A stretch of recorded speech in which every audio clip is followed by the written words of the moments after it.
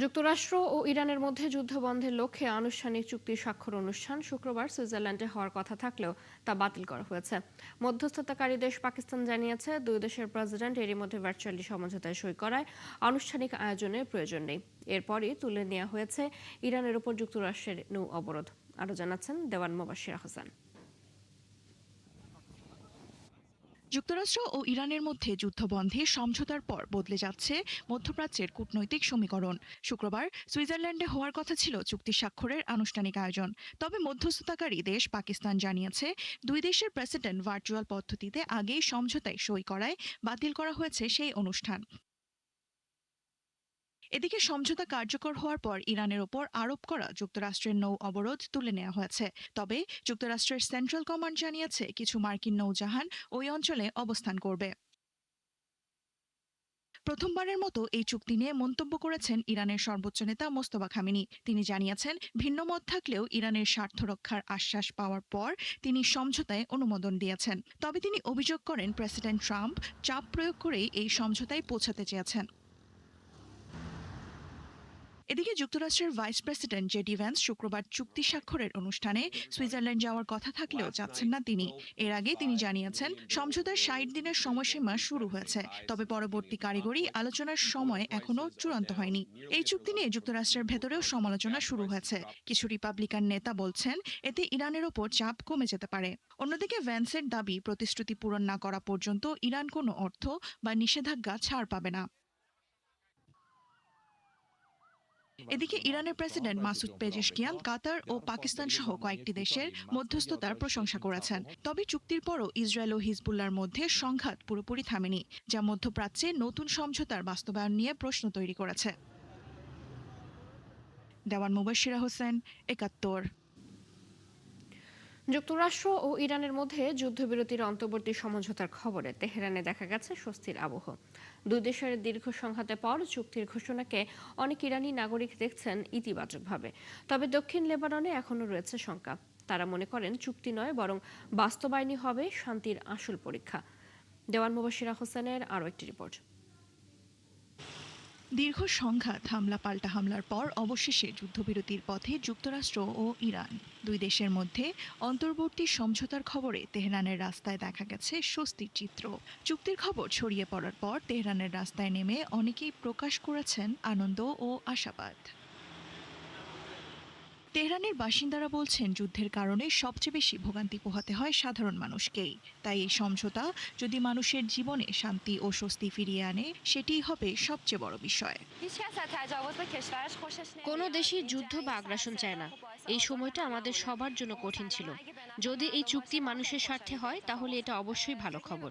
তবে এই সমঝোতাকে শুধু জয় পরাজয়ের দৃষ্টিতে দেখা ঠিক হবে না। এই চুক্তির কারণে দুই পক্ষই তাদের কিছু লক্ষ্য অর্জন করেছে। কিন্তু সবচেয়ে গুরুত্বপূর্ণ হলো, এখন পরিস্থিতি আগের চেয়ে শান্ত হচ্ছে। চুক্তি অনুযায়ী যুক্তরাষ্ট্র ও ইরানের মধ্যে যুদ্ধবিরতি আরও ৬০ দিনের জন্য বাড়ানো হয়েছে। এই সময়ের মধ্যে দুই দেশ স্থায়ী শান্তি চুক্তির বিষয়ে আলোচনা চালিয়ে যাবে। তবে তেহরানের অনেক বাসিন্দা এই সমঝোতাকে ইরানের জন্য বড় অর্জন হিসেবে দেখছেন। এই সমঝোতা ইরানের জন্য একটি বড় বিজয়। এটি আন্তর্জাতিক রাজনীতি এবং দেশের অভ্যন্তরীণ রাজনীতিতেও পরিবর্তন আনতে পারে। আশা করছি সামনে দেশের অর্থনৈতিক অবস্থাও ভালো হবে। তেহরানে যখন স্বস্তির আবহ, তখন দক্ষিণ লেবাননে রয়েছে ভিন্ন চিত্র। সমঝোতায় লেবাননেও যুদ্ধবিরতির কথা বলা হলেও সেখানকার অনেক বাসিন্দা এখনও পুরোপুরি আস্থা রাখতে পারছেন না। আমরা আশা করি এমন একটি চুক্তি হবে যা মানুষের মর্যাদা ও জীবিকা রক্ষা করবে। মানুষ যেন আবার সীমান্ত এলাকায় ফিরতে পারে, কিন্তু পরিস্থিতি খুব কঠিন। লেবাননের অনেকেই বলছেন, অতীতের অভিজ্ঞতা থেকে তারা সতর্ক। তাদের আশঙ্কা, চুক্তি হলেও যদি তা বাস্তবায়ন না হয় তাহলে আবারও সংঘাত ফিরে আসতে পারে। দেওয়ান মুবাশিরা হোসেন, ৭১। সৌদি আরবের পতাকাবাহী ৩টি তেলবাহী সুপার ট্যাংকার হরমুজ প্রণালী অতিক্রম করেছে। সামুদ্রিক জাহাজ চলাচল সংক্রান্ত তথ্যদাতা প্রতিষ্ঠান মেরিন ট্রাফিকের ডেটা বিশ্লেষণ করে এই তথ্য জানিয়েছে বার্তা সংস্থা রয়টার্স। প্রতিবেদনে আরও বলা হয়, প্রায় ৬০ লাখ ব্যারেল অপরিশোধিত তেল বহনকারী জাহাজগুলো বৃহস্পতিবার প্রণালী অতিক্রম করে। আওতাদ, জাহাম এবং শাহেদ নামের ৩টি বিশাল ট্যাঙ্কার যুদ্ধ শুরুর পর থেকেই হরমুজ প্রণালীর পশ্চিম পারস্য উপসাগরে নোঙর করে আটকে ছিল। যুদ্ধবিরতি চুক্তির পর সৌদি ট্যাঙ্কারগুলো এই যাত্রাকে গুরুত্বপূর্ণ অগ্রযাত্রা হিসেবে দেখা হচ্ছে। একই সাথে কাতারের একটি এলএনজি ট্যাঙ্কার সহ আরও কয়েকটি বাণিজ্যিক জাহাজও প্রণালী ব্যবহার করেছে।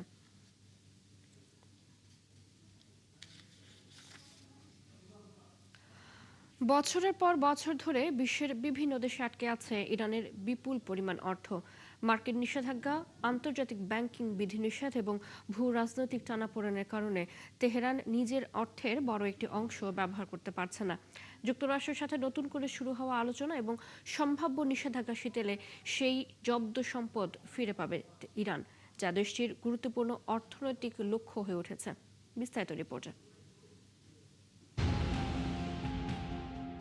বিদেশে আটকে থাকা সম্পদের পরিমাণ নিয়ে ভিন্ন ভিন্ন হিসাব থাকলেও ইরানের দাবি, বিশ্বের বিভিন্ন দেশে তাদের 10,000 কোটি ডলারেরও বেশি অর্থ রয়েছে, যা তারা সরাসরি ব্যবহার করতে পারছেন না।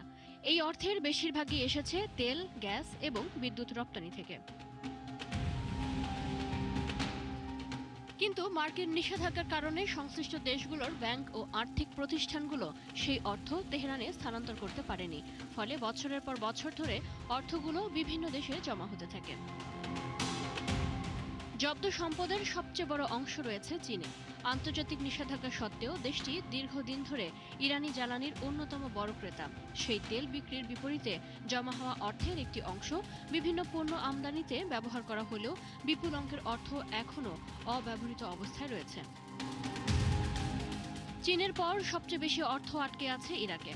ইরানের বিদ্যুৎ ও প্রাকৃতিক গ্যাস আমদানির বিপরীতে প্রায় 10 থেকে 15 বিলিয়ন ডলার বাগদাদের আর্থিক ব্যবস্থায় জমা রয়েছে। তবে মার্কিন নিষেধাজ্ঞার কারণে ইরাক সরকার এই অর্থ সরাসরি তেহরানের কাছে হস্তান্তর করতে পারছে না। ফলে অর্থ থাকলেও তা ব্যবহারের সুযোগ সীমিত হয়ে রয়েছে। একসময় ইরানি তেলের বড় ক্রেতা ছিল ভারত ও দক্ষিণ কোরিয়া।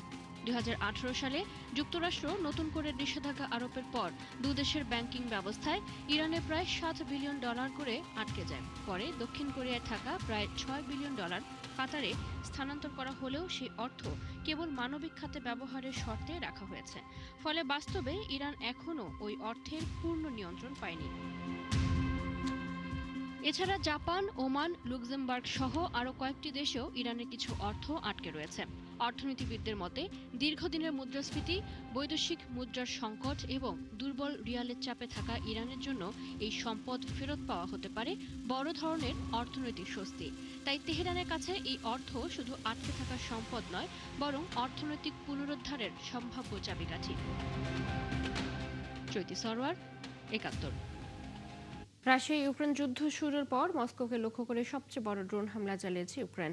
এতে ক্ষতিগ্রস্ত হয়েছে রাশিয়ার একটি তেল শোধনাগার। ড্রোনের আঘাতে বিভিন্ন স্থানে আগুন ধরে গেছে, রাজধানী জুড়ে ছড়িয়ে পড়েছে ড্রোনের ধ্বংসাবশেষ।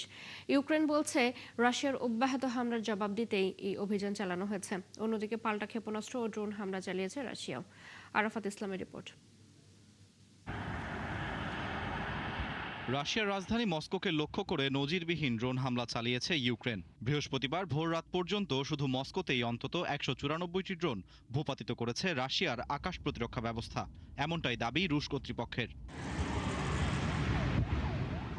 শুধু মস্কোই নয়, রাশিয়ার বিস্তীর্ণ অঞ্চলে চালানো এই হামলায় মোট 555টি ড্রোন প্রতিহত করার দাবি করেছে রাশিয়ার প্রতিরক্ষা মন্ত্রণালয়। হামলার কারণে সাময়িকভাবে বন্ধ করে দেওয়া হয় মস্কোর প্রধান বিমানবন্দরগুলো।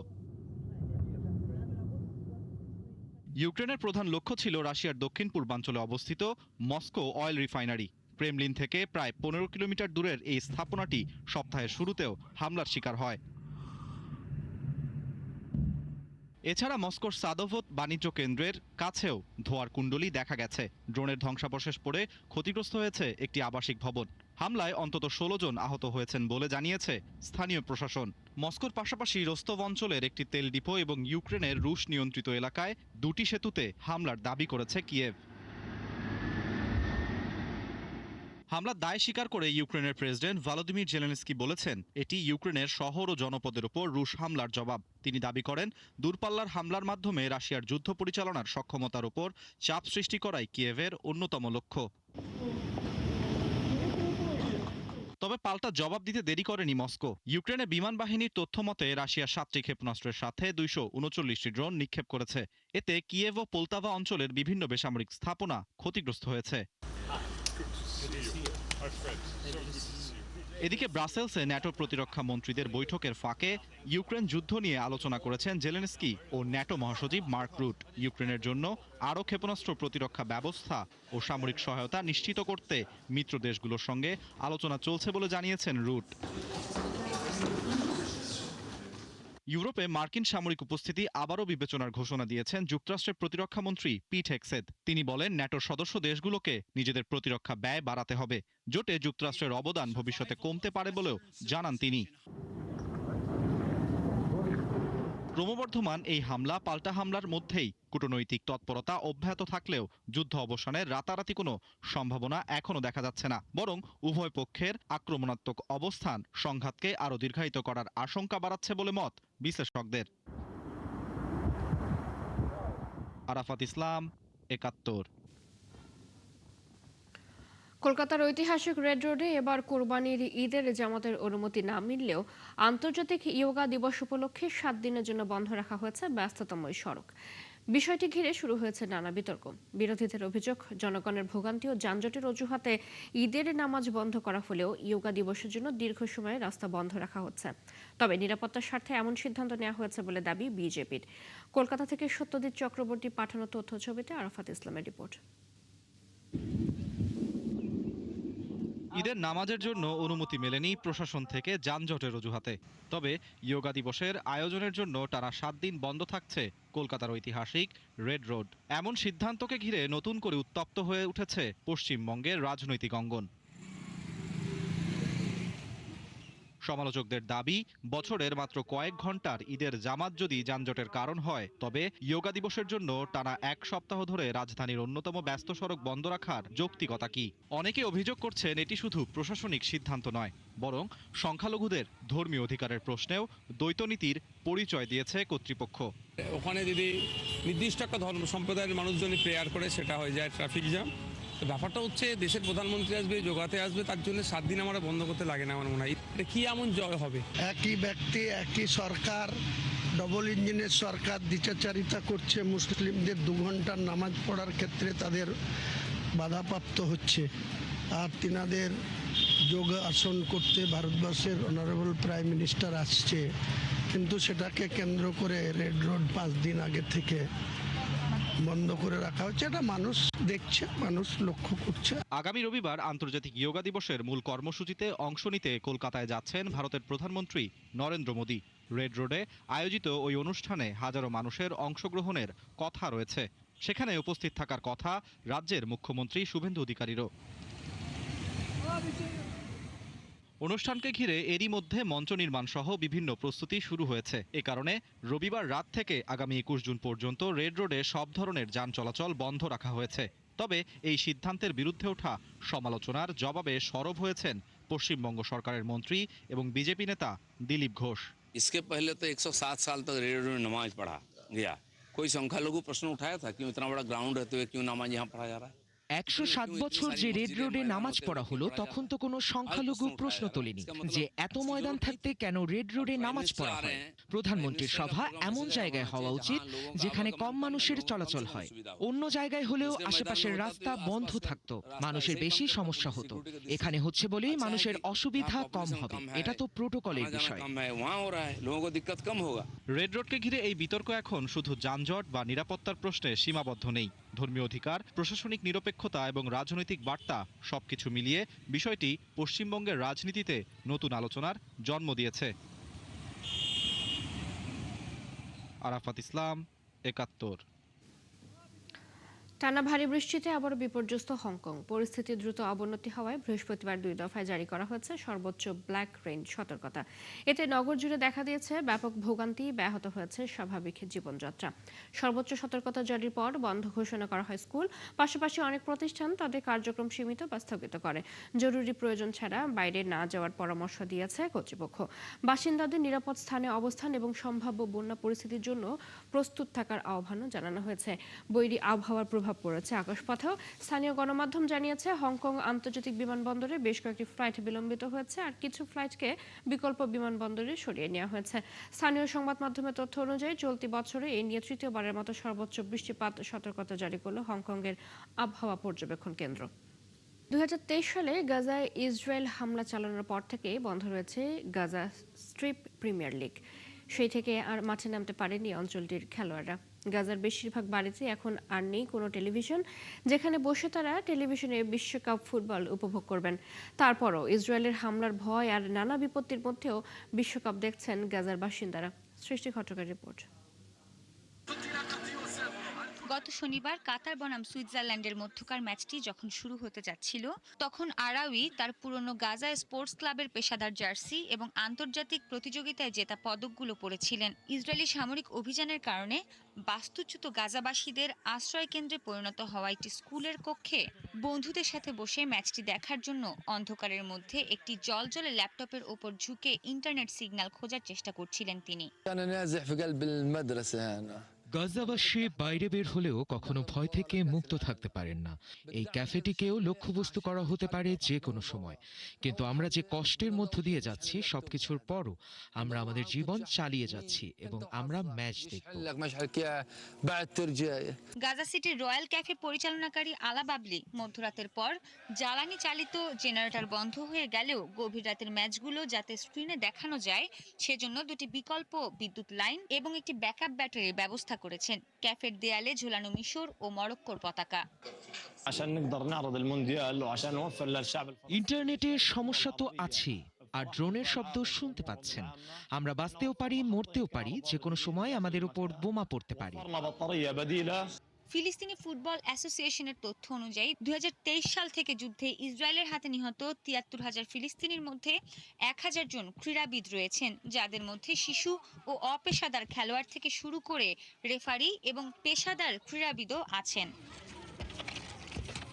ইসরায়েল প্রায় 285টি ক্রীড়া সুবিধাও ধ্বংস করেছে, যার কিছু বুলডোজার দিয়ে সম্পূর্ণ গুঁড়িয়ে দেওয়া হয়েছে এবং কিছু বোমা হামলায় মাটির সাথে মিশে গেছে। ইসরায়েলি বাহিনী স্টেডিয়ামগুলোকে ডিটেনশন ক্যাম্পে পরিণত করেছে, যার কয়েকটি বন্দীদের ওপর নির্যাতনের অভিযোগের কারণে কুখ্যাত হয়ে উঠেছে, যদিও ইসরায়েল তা অস্বীকার করে। গাজা সিটির প্রধান আল ইয়ারমুক স্টেডিয়াম, যেখানে আল আরাউই এবং অন্যান্য পেশাদাররা একসময় হাজার হাজার দর্শকের সামনে খেলতেন, তা এখন বাস্তুচ্যুত পরিবারগুলোর জন্য একটি তাঁবু নগরীতে পরিণত হয়েছে। ফিলিস্তিনি ফুটবল অ্যাসোসিয়েশনের মুস্তফা সিয়াম বলেন, 2023 সালে ইসরায়েলি ধ্বংসাত্মক যুদ্ধ শুরু হওয়ার পর থেকে ফিলিস্তিনি ক্রীড়াঙ্গন ইসরায়েলি সামরিক বাহিনীর অন্যতম প্রধান লক্ষ্যবস্তুতে পরিণত হয়েছে। সৃষ্টি ঘটক, 71। এই ছিল এখনকার আয়োজনে বিশ্বের আরো নতুন কিছু খবর এবং বিশ্লেষণ নিয়ে দুপুর 1:30 আবারও হাজির হবে বিশ্বযোগ।